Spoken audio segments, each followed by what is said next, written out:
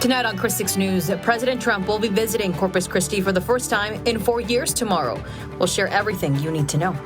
Plus, in Robstown, a beloved educator who died in a car crash earlier this year is being honored. How she's being remembered. And a water tower in Ben Bolt is getting some much-needed maintenance.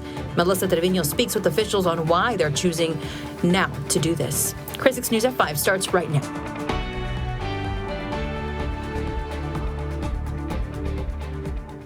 Thank you for joining us. I'm Clara Benitez Cortez. We start tonight with news out of Robstown, where a beloved educator is being honored tonight.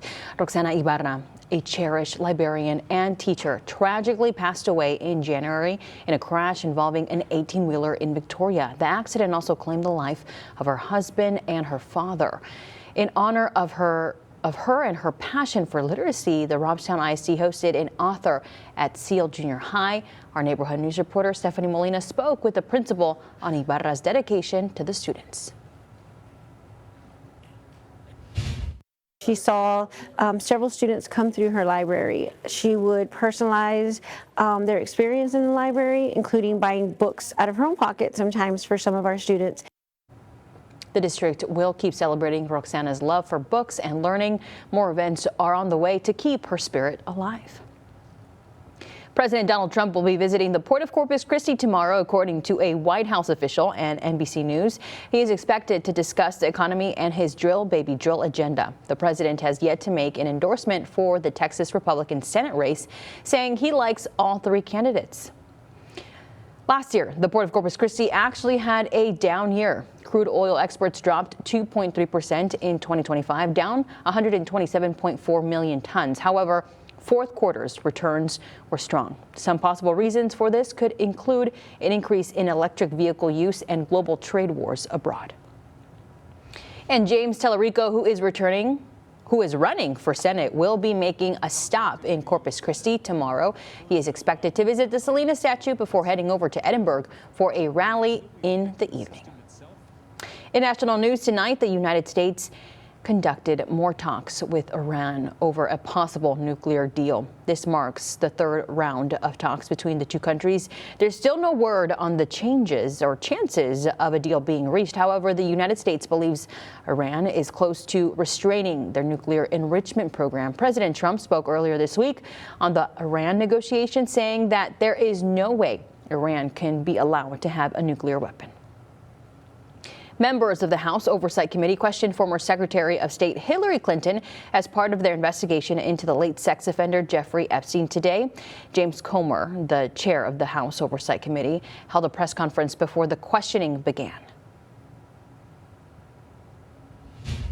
The Democrats voted to subpoena the Clintons. The Democrats voted with the Republicans to hold the Clintons in contempt. So the Democrats have just as many questions for the Clintons as the Republicans. So this isn't a partisan witch hunt.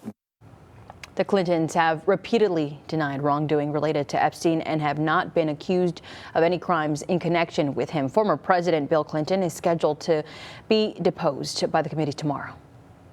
In international news tonight, 4 people are dead and 6 are injured after Cuban Border Patrol troops opened fire on a speedboat that was registered in the United States. The Cuban Coast Guard says the ship violated their territorial waters and are claiming that the United States ship initiated the shooting. Cuba's interior minister says individuals on board intended to carry out terroristic acts in the country. The Florida Attorney General has ordered an investigation into the incident. And speaking of Cuba, several members of their baseball and softball federation have been denied visas for the upcoming World Baseball Classic. Despite this, Cuba is still expected to compete in the tournament. Those denied visas include Federation President Juan Reinaldo Perez Pardo and Secretary General Carlos Del Pino Muñoz. Back here stateside, 3 children were injured in a crash tied to an ICE operation yesterday. Police say that a van was attempting to escape when it slammed into 2 vehicles during the morning school rush. All 3 were transferred to a local hospital and are in intensive care. New tonight, a judge has ruled the federal government's current deportation policy of sending illegal immigrants to countries they're not from is unlawful. The judge says they must first attempt to deport them to their home countries before they are deported to another. The order has been paused for 15 days to allow for appeal. 261 members of the Deferred Action for Childhood Arrivals, more commonly known as DACA or Dreamers, have been arrested by the Department of Homeland Security. That's according to DHS Secretary Kristi Noem. The Obama-era program protected illegal immigrants who were brought to the United States as children. Noem says 241 of the 261 had criminal histories and 86 have been deported. The Department of Homeland Security says that ICE agents won't be patrolling polling places this November. In a statement made by DHS official Heather Honey, she told election officials they aren't planning on targeting the polls. And just a reminder, the early voting period for the primary elections ends tomorrow. If you didn't get a chance to cast an early ballot, you'll get one more chance on primary election day on Tuesday, March 3rd. For more information on the upcoming primary, scan the QR code on the screen. That will take you to our Chris 6 elections page. Well, now speaking of the elections, Election Day voting can sometimes be impacted by the weather. For those details, we send it over to Chief Meteorologist Stephanie Laubert to let us know when we're going to get that potential rain and if it's going to hit during those times. Well, no rain yet. I do have some in the 7-day forecast, and I'm very excited about it. But at least for what we're seeing in the forecast, we're hoping not to be dealing with the heat we had today heading into tomorrow. So let's take a look at the Chris 6 Neighborhood Weather Network and show you what we're working with temperature-wise from your neighbors' Tempest weather stations. So taking a look at how conditions are doing out there, let's see if we can get this going and show you how those temperatures are shaking up.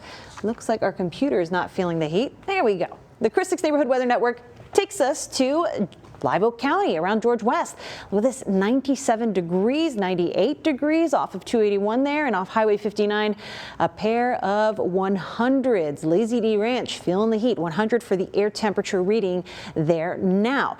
Getting ourselves a little bit closer to then what we're dealing with for some of the areas near Lake Corpus Christi, we are looking at temperatures that are feeling just a little more tolerable. Around Lake Corpus Christi, 96 degrees off FM 796, 98 off County Road 803, and right on the lake there, County Road 370, 98 degrees. So get a little bit cooler on the other side of the lake, but it really doesn't help a whole lot when we're dealing with these hot conditions. But taking things now into the Portland-Gregory area, look at the difference here. We're in the 70s for a lot of these neighborhood stations, and I can tell you what the difference is.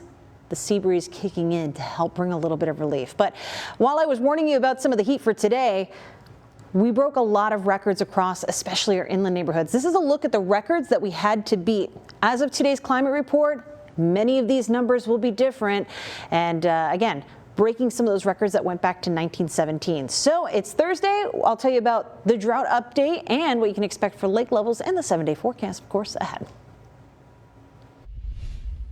I'm Melissa Trevino, your neighborhood news reporter in Bend Bolt. This water tower has been standing for 24 years, but with rust building up, the Jim Wells County Freshwater District is being proactive to prevent more issues down the line.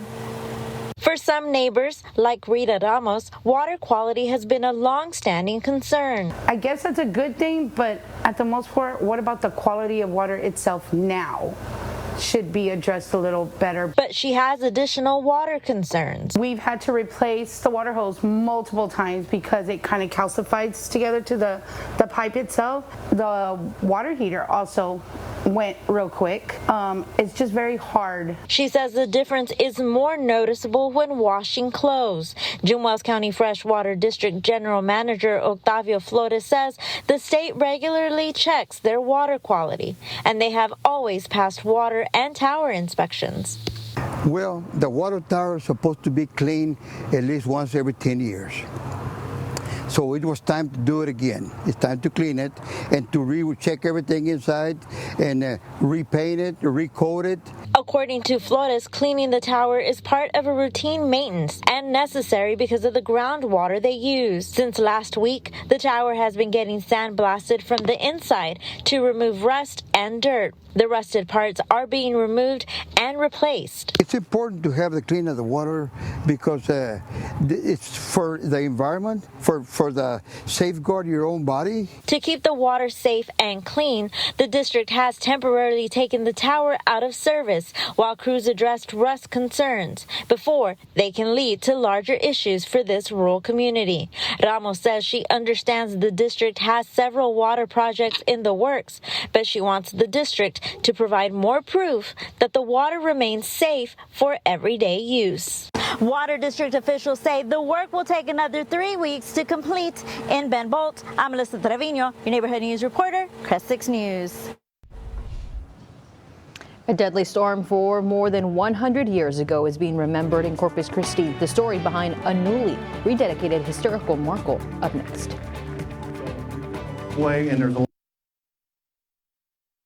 You're watching Chris 6, part of the Scripps News Group. A century-old storm is getting a new marker in Corpus Christi. The city held a rededication ceremony at the North Beach History Plaza earlier today for a Texas historical marker honoring victims of the 1919 hurricane. The storm killed at least 357 people, destroyed hundreds of homes, and caused $20 million in damage. The new marker replaces the original from the year 2000, which deteriorated in the coastal environment. The 1919 storm is perhaps the most significant event in our city, our county, this area. The North Beach History Plaza opened in October 2022 and is free to the public. 3 more Texas historical markers are planned for the site. And we may be dealing with the hottest weather all year. I'll show you what our daily climate report says about the hot weather we saw today. I'll explain what's important about the map behind me. And yes, I told you I've got some rain in my 7-day forecast. I'll break it all down for you when we come back.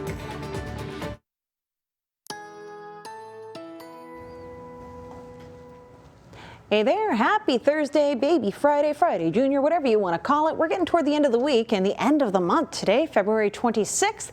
Yes, it is still February, despite what it feels like when you step outside. Here's how today shaped up around Corpus Christi, specifically at the airport. We woke up to a warm 60 degrees. Yeah, that's still sweater weather to me, but it's warm for this time of the year. Normally, we start things off in those low to middle 50s, and by the height of the afternoon, we're looking at a high around 74 degrees. That number you see right there is not a mistake, 95. We exceeded my expectations for the forecast high today. I was going for 93. We hit 95. We smashed the record high temperature today, which goes back to 1986, but we last tied that in 2024. So new record, 95 degrees on February 26th in Corpus Christi. It's not the only record we broke today. A lot of our inland neighborhoods seeing triple digits where we were beating records going back to 1917. So today, a very unusually hot day for South Texas standards too. It's just not feeling like February out there. But even though we have those June, July, summer-like temperatures, where is the wet season rain? We didn't see any of that today, and we haven't in a while. Our departure for normal in terms of rainfall now sitting at more than 2¼ inches. We're at 2.34 behind on rainfall. Now, as I've been saying, March brings some good news because we typically see more rain in the forecast during that month and the succeeding months heading into the summer. So let's hope that's the case. I do have some in the 7-day forecast, so if nothing else, there's a plus. Temperatures outside, though, coming down from that peak record-breaking heat. We are now sitting at 86, so now we're just around where the old record high temperature was. It's still breezy around town, southeast at 20 miles per hour, but I saw in the Coastal Bend Weather Watchers group, one of our weather watchers, Kimberly, was talking about how she's in Mathis and her winds are very light. There's a reason for that. Some other neighborhoods are seeing light winds. For instance, Alice sitting at 101 degrees air temperature right now with a very light movement in the wind around 3 miles per hour. Beeville, 97 with a 7 mile per hour wind. You have been passed by the dry line. That is a boundary, an imaginary line that divides humid air from very dry air. And that dry air is where we're seeing the hottest temperatures right now. But it's also where some of the worst drought in the coastal bend is. If we take a look at today's drought monitor throughout the watershed, look at this. More of that burgundy color from Cotulla on westward and a lot of red expanding across the watershed. We even have some of that burgundy expanding across Jim Wells County, western Clayburgh County, and eastern parts of Duval County. So not ideal. We desperately need rain. You don't need me to tell you that, but we're starting to see some pretty bad signs on the map here in terms of our drought situation. So luckily I do have an opportunity in the forecast. It wouldn't wipe the color off the map, but it's a start. As we head into March, it looks like we could have a few showers in the forecast toward the tail end of next week. It starts with some humidity building in heading into the beginning of next week. We're going to keep things fairly humid as we head through the next couple of days. We may feel a little bit drier heading into the weekend because there's a cold front arriving tomorrow morning. It's not very strong, but we'll dry a little bit of our air out. Heading into next week, though, we start to get into that very humid category, which is interesting because, again, it's March. That's a little early for this time of the year, but with water in the air, that's where we can get some rain in the forecast. So here's that dry line that I was talking about. Notice our neighbors near Lake Corpus Christi down through the 281 corridor. You're seeing light winds and warm temperatures, but I'm going to detail when we'll see a better chance for that rain. Since we're already seeing the summer temperatures, I'll break down what you can expect in your neighborhood coming up in just a few minutes. Stephanie, thank you. 60 new police officers are almost ready to hit the streets, but first they have to earn it with one final run.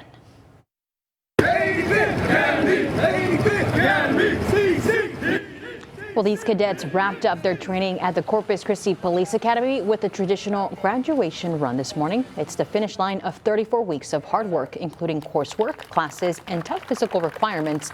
Tomorrow, the group will officially graduate and join the department. Entering this agency, there's no other agency where I would want to be, and I look forward to serving my community and giving back. The graduation ceremony is tomorrow at 2 p.m. We wish them all the best. Animal lovers, listen up, because Nueces County held their ribbon cutting for their new animal care services earlier today. One of the biggest improvements is the amount of space they will now have for the animals. The animal service manager spoke to us earlier today on these much-needed upgrades. We made that other facility work, and this is, like you said, it's state of the art, and it will be great compared to what we've had to use in the past. There will now be 32 dog kennels and 22 cat kennels at this new state-of-the-art facility. 3 Texas cities will soon be getting driverless vehicles. Houston, Dallas, and San Antonio are the newest cities that Waymo has announced they will be coming to. The company is owned by Alphabet, Google's parent company.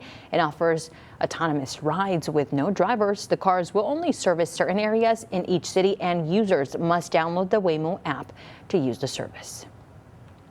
If you're in the market for a home, we have some good news. That's because the 30-year fixed mortgage rate has fallen below 6% for the first time since 2022. That number is according to Freddie Mac. Experts say current homeowners with low rates don't want to let go of them. They say that could change if the average drops further. The World Cup will have loads of people coming to the state of Texas for the first time, and Airbnb is looking to give an incentive to first-time hosts.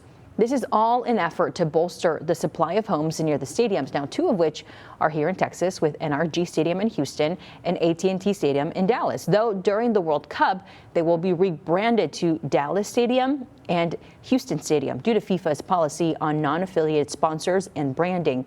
An Airbnb spokesperson spoke on the demand for the World Cup.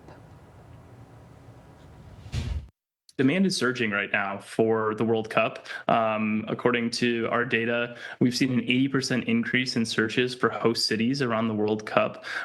So really, we're looking to bolster some supply. Airbnb is offering first-timers $750 if you host as an incentive bonus for the World Cup. Dr. Pepper flavored sausage? We'll share those details on this wild new creation next. Wait, what? You're watching Chris 6, part of the Scripps News Group. Burger King is changing up the Whopper. This is the first change to their signature burger in a decade. The company says they'll be serving a, quote, higher quality Whopper experience. They'll do this by serving it in a box to ensure that it holds its shape. This comes after customer feedback in recent years complaining about the declining quality of the Whopper. And Texas's favorite ice cream is coming out with a brand new flavor. Bluebell is releasing honey vanilla. The company says it's both as sweet, as smooth as its name, and that they are buzzing with excitement about the new flavor. And check this out, Dr. Pepper flavored sausages? Wait, what? That's what Johnsonville Meats is introducing. Their partnership with the soda company will bring what they say is a completely original and never before tasted mashup. The sausages flavor will be inspired by the signature 23 flavors of Dr. Pepper. It'll be available starting in March, and it will be sold at grocery stores across the United States. Now, I know some people here that would love to taste that mix-up. Sweet sausage. Maybe it's like, I don't think it would be terrible. I think the shock value would be enough for us to have. I would be willing to Maybe try we'll have to do a try test. Yeah, exactly. We'll have to do that. But you know, it feels like summer outside, so maybe we fire up the grill, do so safely, because of course fire danger has been something we've talked about all week. However, humidity's coming back, and that's going to help us out. I've got rain chances in the forecast. Here we go. It's going to be later next week. I'm thinking Wednesday, Thursday, maybe a few showers, but at least the temperatures will be more tame. Alrighty, everybody. Thank you so much for watching Chris 6 News. We'll see you here at 6. Bye.